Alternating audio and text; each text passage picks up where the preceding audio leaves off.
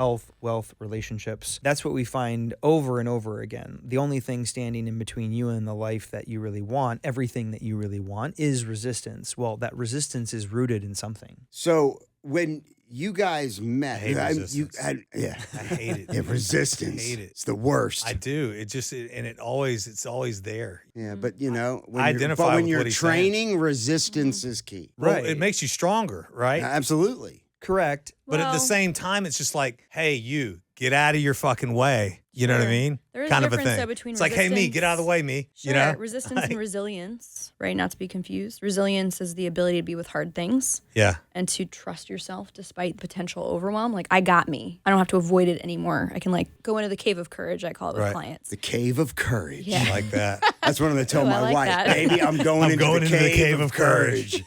Leave me alone. I need the man cave of courage. I love it. Keri Ford told me that. Yeah, I love it. I love it. Must be true. And the resistance, sometimes it's actually really healing to befriend it. Yeah. This is a place that I am trying to love myself because I'm scared and I don't feel safe on some level. Right. So instead of pushing it away or trying to get rid of it and purify and why the fuck is this here? Instead, I might invite that part and say, why? I'm going to get curious. What's here for me and why don't I feel safe? Right. Right. What if I just knew that this was something coming online to protect me, whether it's perceived or real as a threat? Yeah.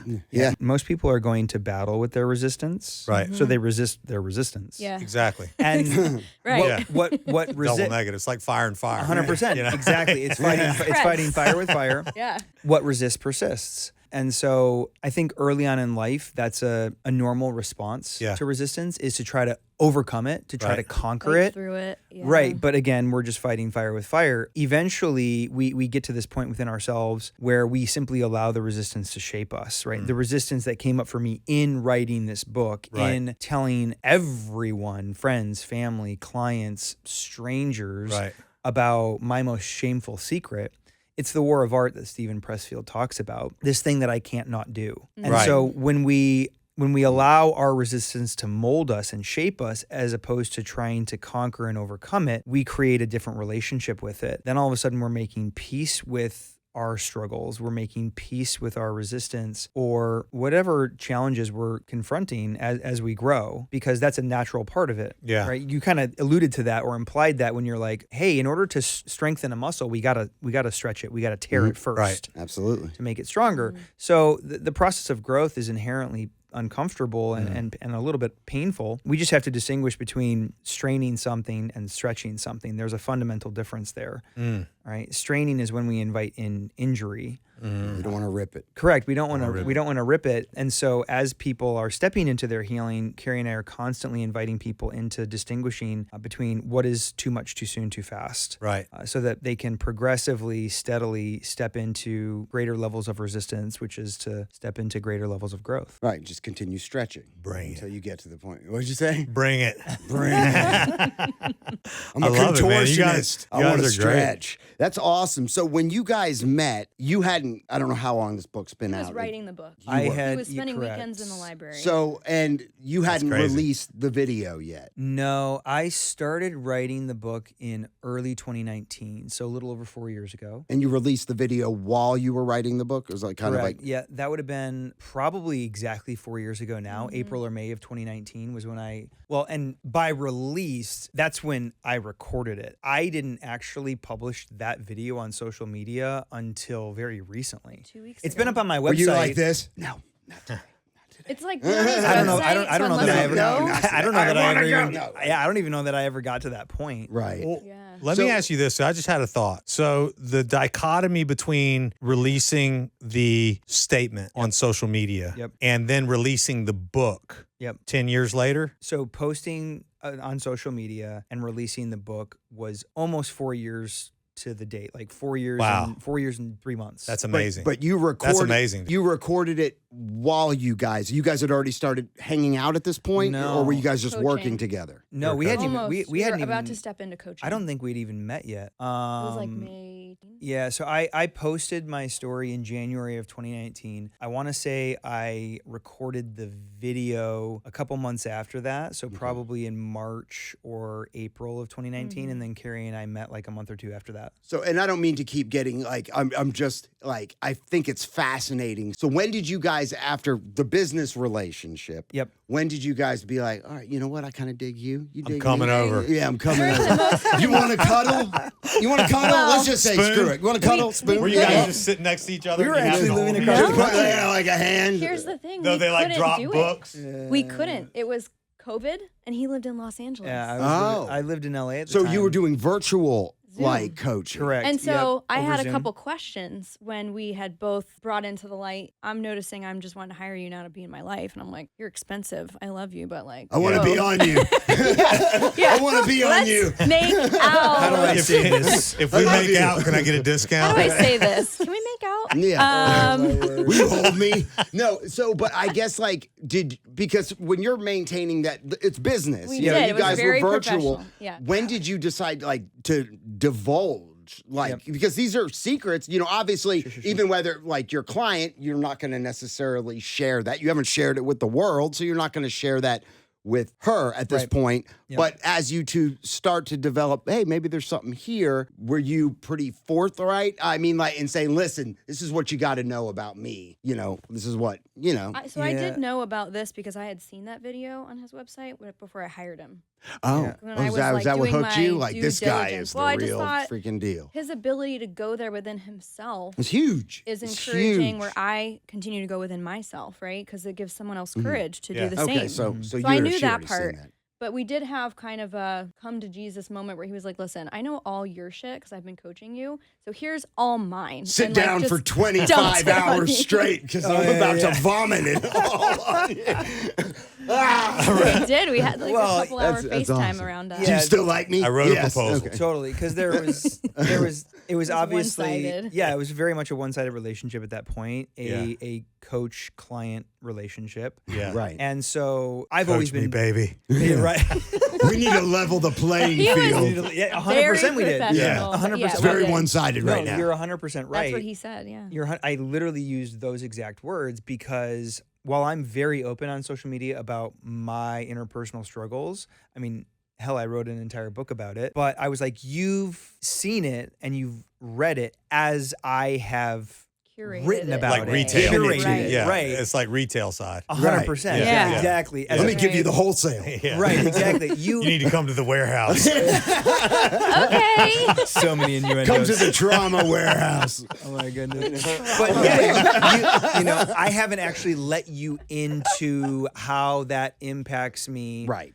in real everyday life. Yeah. Absolutely. And what that looks like in terms of my relationships and you know how it impacts me day to day. Right. You've read a post about what's happened to me. There's Yeah. a very big difference between Well- those two things. And so you are right. We did have like this gloves off conversation, if you will, where I was like, I've been coaching you for over 6 months now. I know all of your baggage. You know about mine, but you haven't had to deal with you it. know how, for the most part, she's going to react and respond Yeah. to certain things because she's seeking, you know, advice and guidance from you where she doesn't really know how you would react in a situation or respond in a situation where, you know, it might be very impulsive and that just might be something that you do because of what's shaped you or whatever. Yeah, So- because a lot of what I've written about has always been in retrospect. Right. So it's in many ways it's been from a place of perspective. Now I will say when I wrote the book, I was very much processing in real time, writing in real time. And I think, I mean, Ben, you can probably attest to this. You kind of get that sense as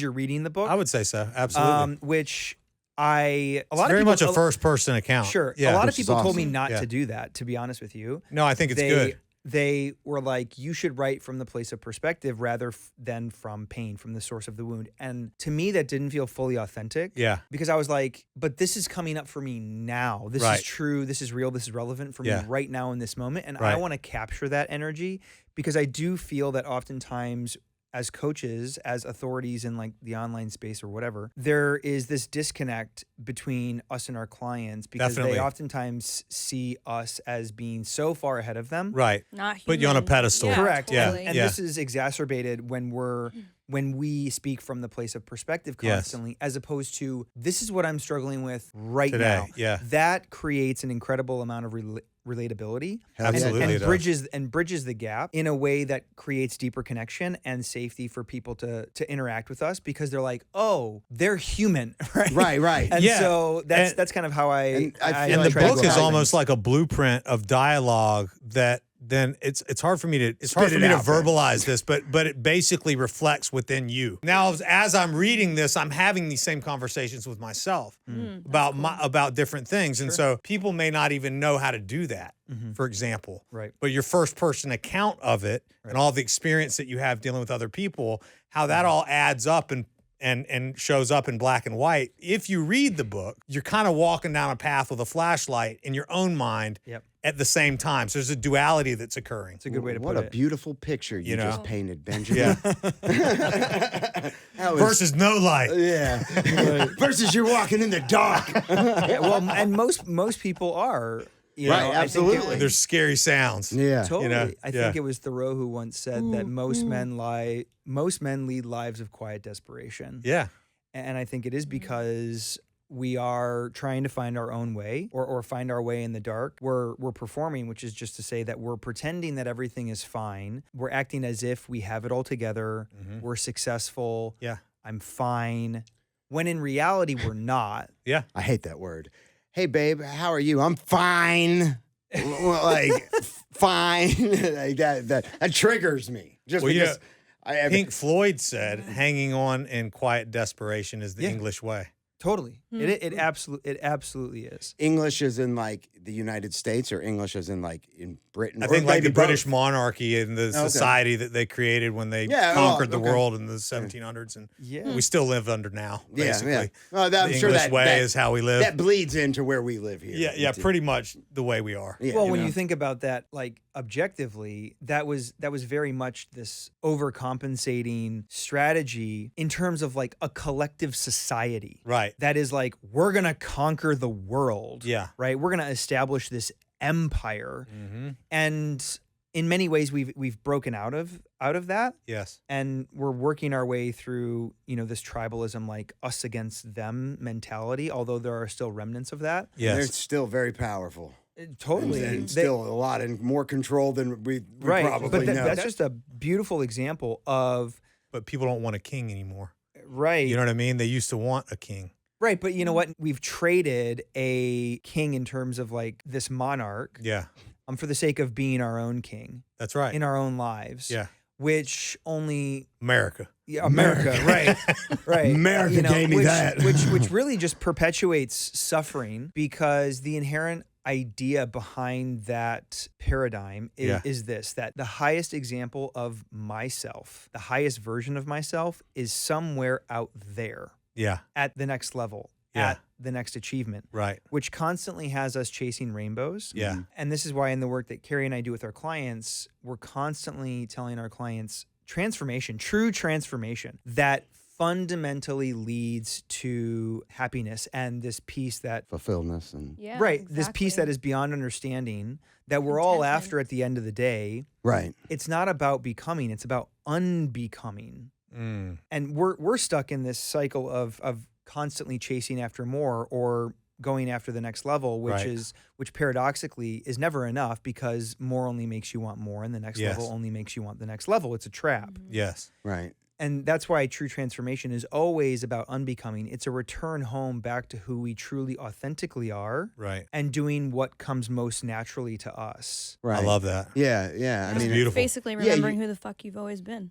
Right. And you're not just chasing more shit, more stuff, more money, and it's just... You've got nothing to prove and nothing to protect. Right. Because because you can't protect shit anyway. I mean, everything But you can certainly try. You can try. You can set up all the false senses of security around you that make you feel like you are in control and you can hold on to whatever. But at the end of the day, it could all be gone in a second. And that's when you meet who you have become. Correct. And I welcome that, man.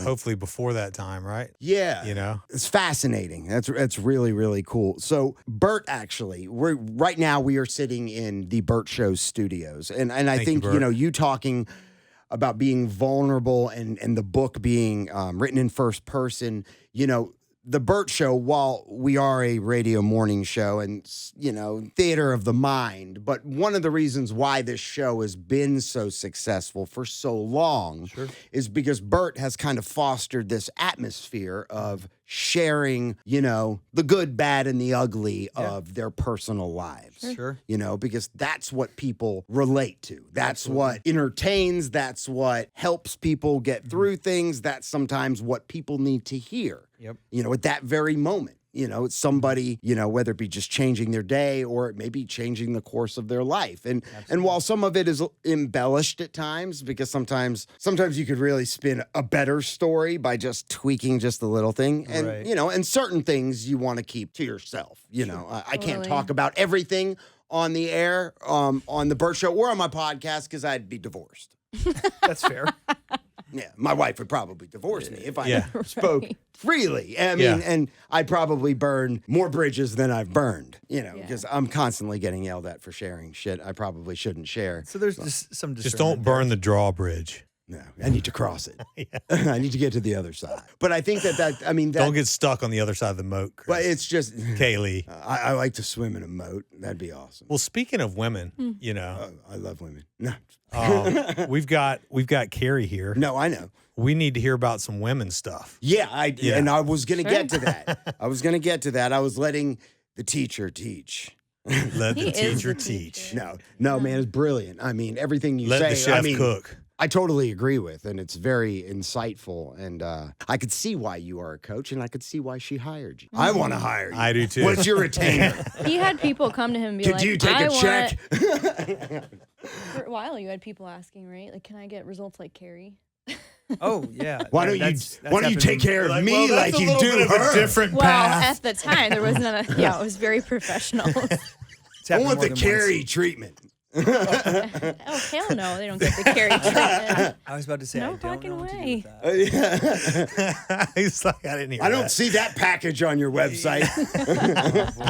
I want to order that one. It's a custom package. I was about to That's say, right. I don't know if I'd have a relationship if that package. was Yeah, right. yeah, probably not. Probably not. Yeah. But I'm Yeah, sure as probably. coaches, people probably hit on you a lot, you know? Well, My I team would is in my DMs. I like, would think that, you know, you have clients, potential people hit you up. I'm sure you've got to weed through the riffraff. Yep. People just inquiring, not really serious.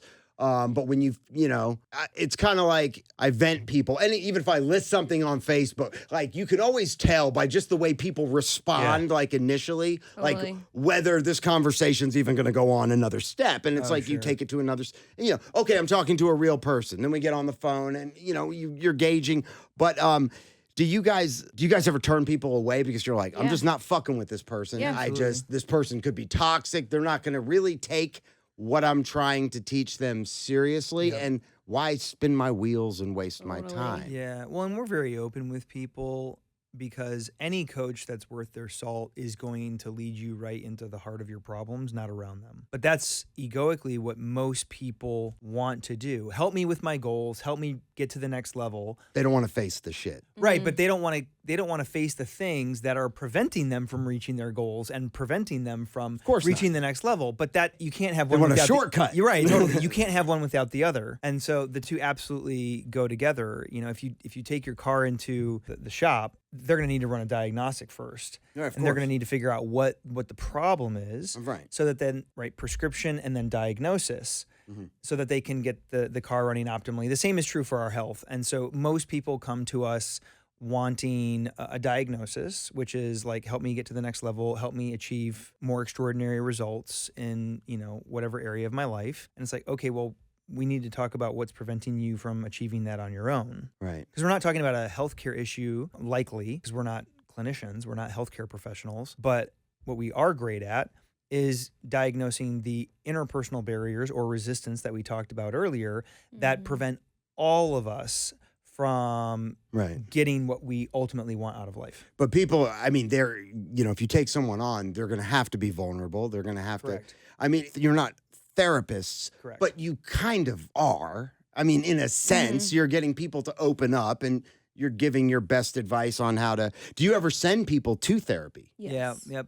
both of us have therapists that we co-manage clients' care with. Okay. So we refer out to a clinician, but most of this is solved for in our application process. Anyone that comes to work with us, whether it's to attend any of our retreats, whether it's to work one-on-one with us or in any of our group containers, everyone has to fill out an application. So we get a really good sense about where people are at before we ever get around to having a phone call with them. How committed they are. Right. And Do you do background checks on these people?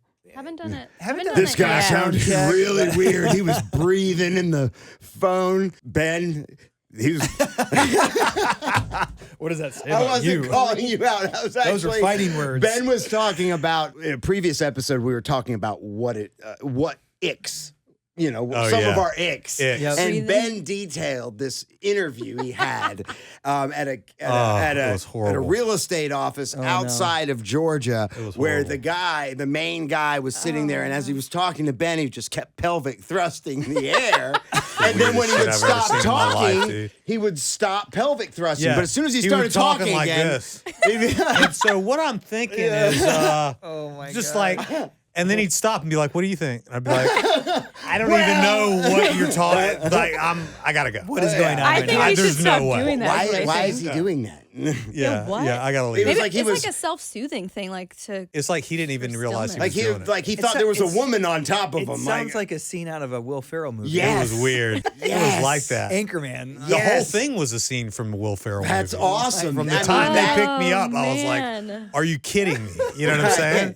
I mean, this guy rolls. I'm out there for a big job interview, by the way. I mean, it's a big deal. Yeah. These guys want me to lead like 3 offices in Charleston, Sure. like Mount Pleasant, like big, like 1,000 agents. Yep. Could you right? imagine reporting to that guy every day? And they roll up. The dude picks me up in a freaking, 30-year-old VW Jetta with like hubcaps busted off of it, Crumbs and dirty spiders crumbs in and the shit back. all over the car. And I'm like Right thinking from this is hell. obviously like the administrator. No, this is going to be your boss. When he introduced himself, I was like, This really? is Like a I don't want to joke. put my bag back here. You're It's you're like waiting. Polluting the air. You're waiting for him to be like, I'm just joking. Yeah, the whole time. The whole time. The whole time I'm waiting for them to be like, just kidding. Yeah. And then I was doing 75 hard at the time. That's awesome. And so I wasn't drinking. Sure. But they held this like big wine thing for me, like so everybody could get to know me. Yep. And then I was like, I'm not drinking. And they're like, well, that's just weird. I'm like, no, it's That's cool. just Like, weird. I'm can doing this drink. thing. Andy Friselli, 75 pelvic hard, blah, blah, thrusting, blah. as he said? It's That's like I'm just doing this weird? thing. And they were just like, oh, that's weird. You know what I mean? Like, okay. It was just the most awkward How My dare you God. work on Thing. yourself? ever. beautiful. You know what I mean? It's Like, it was the beautiful. most awkward stuff. It was an amazing story anyway. Which Keri, I believe, is the Yeah. one who introduced me to Andy Frisella. Did I? I believe so. Maybe. 75 I think hard. that you came to me at Beecham and Company and you were like, do you know who Andy Frisella is? I remember having that conversation with you and Dustin in the hallway. Yeah, about you were that, and like- you started listening to his podcast. Yes. Mhm. I think maybe we did have a conversation about that. Yeah, you're the Cool. one that I didn't introduced me to know. Andy Frisella. And then he introduced it to which me. has been massive for a lot of people. Yeah, it's a definite. It's an awesome program. I've actually never done it. I just know who he is. Yeah, and that's cool. 75 I mean, you Hard, don't but- even have to do it. Yeah. You just I've pass it since along. been to the Check guy's it out. house. I've been a part of his What? business group, Of course hanging you out with have. the I dude. made love to I know him. his dad. I know his brother. and freaking, Oh, hilarious. That's cool. Yeah. So Nice. I'm not really? going to say like he's my boy or anything like that Yeah. because he's a pretty. I didn't make love Whatever, to him. I was but, just um, joking. I've definitely gotten to know him and his material really well, Yeah. and so it's been a great journey. Cool. That's Yeah. awesome. That's awesome. So Yeah. tell us, Keri, like some of these like events, like these like group settings that Yeah. you do for women. I think our audience is kind of split. You would think it would be mostly men, but there's We've got a lot of ladies women out there, that and we love that you listen all. to the podcast, and we welcome that. And so like and they're fervent defenders of us too. That's awesome. some of them, Yeah, they are. Some of them were they write in and they're like, "Don't listen to all that. We love you. We listen to you at our work, and we like we everything love you're your talking about." misogynistic. We love your misogynistic behavior. I'm Oh, like, yeah, we're that's not what it was. misogynists. That's Like, what we got a 1-star review We where they put it call on us our shirt. misogynist. We put it and on our sexist. shirt. Yeah. and then we put the God. review on a shirt. Yeah, That's it was the like best. the 1-star. You have to love people behind the keyboard. Like I remember Yeah. getting What was it? DMs from Bummer. people that are Yeah, like, it's a bummer. Bummer. It was a bummer. Super misogynistic. oh, Shaking God. my If head. this is misogynistic. Like, then just it's don't yes. is listen to it. disgusting. I'm just like what? Happens. Which we are sometimes, but yeah. So tell us about. I'm not saying she was wrong. Oh yeah, you know, I'm I'm not just saying. saying. I mean, hey. So, but no, like So the group events, how does that look different than the one-on-one? So, I mean, obviously there's multiple people there, but do you go out of state? Is this like... Sometimes. I didn't do a ton of due diligence Yeah. and research into that. Your website was very vast. All right. Thank you. Yeah. But yeah, so if you don't mind, like, telling us some about, what's your favorite part, I guess, about helping women be better and improving themselves? It is so cool to see them go home a different human being. People have asked us, do you guys do drugs at your retreats? Because, like, I knew this woman before she went, and she came home and she's like, I see her more. Does that make sense? Yes. And they'd say that to me, and they're like, I don't know, but I've seen your work, they'll tell me. And like, I know that sounds crazy, but like, I knew this woman before your retreats. I knew this woman before working with you. And like, what the fuck? Seriously, do you do drugs at these retreats? Totally and I'm different. like, That's amazing. no, we don't. In fact, our retreats are dry. Nothing against people that want to do psilocybin, plant medicine, go for it. I'm not a facilitator of that. We actually have dry retreats up until the last night because there's such emotional richness that happens there. And the last thing I want is social lubrication that creates falsified connection. Oh, and social also lubrication. I like that. Right. And so I want them to come away with authentically connecting to themselves and other women without that crutch that we are also used to with the 2-drink, baseline. When you say drinks. they come back and like they're a different person, I mean, I know I've been to some retreats, or I mean, I don't even call it a retreat, conference or whatever. And I've been to Costa Rica, not in the woods with Ben eating psilocybin, but, but do they come back and is it a permanent thing? Sometimes people come back and they're fired up, they're charged, they've got this energy, and then life kind of that redundancy of, their everyday life kind of, I don't know if it numbs them, Yeah, both. Both. Right? So, like, I don't want to take people to church and have them feel really inspired and say, well, that was great. Of Back course. to life as usual, right? So I think it's important to have the coaching and the integration on the back end. Of course. Because Yeah, then makes you sense. stay close to the work and you stay close to the shifts that you have made and are making actively. It's hard to reprogram and rewrite over scripts that have been running your body and life for a long time. Decades. Yeah, decades. And so it's important they stay close to the work, and it's important they get that coaching beyond, because there's a lot of processing and integration that comes up on the back end.